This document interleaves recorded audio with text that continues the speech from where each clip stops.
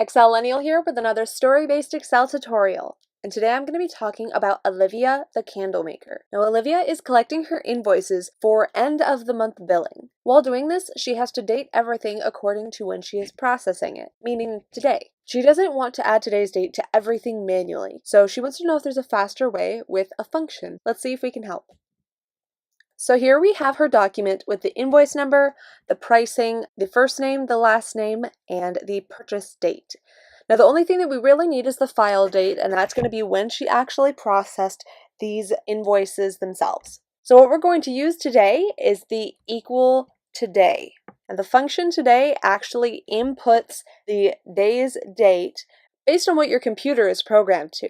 So when we type in equal today and actually select this function, we don't have any parameters that we need to select because it's already pulling that information from your computer.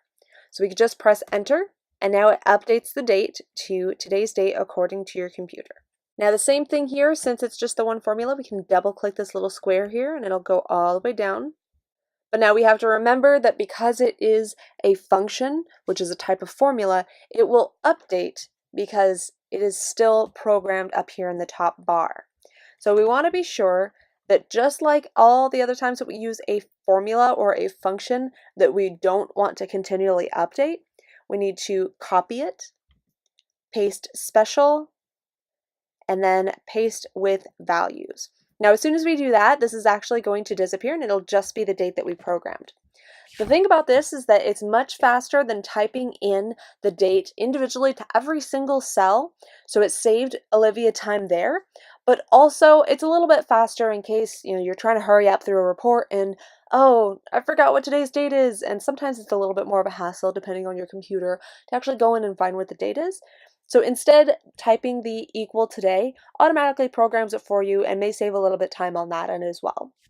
So now with a super quick and very simple formula using the today function, Olivia was able to add today's date to each of the rows of her document and can more easily complete the invoicing for this month's billing. If you have any questions about this process, please leave a comment in the section below, and until next time, have fun excelling!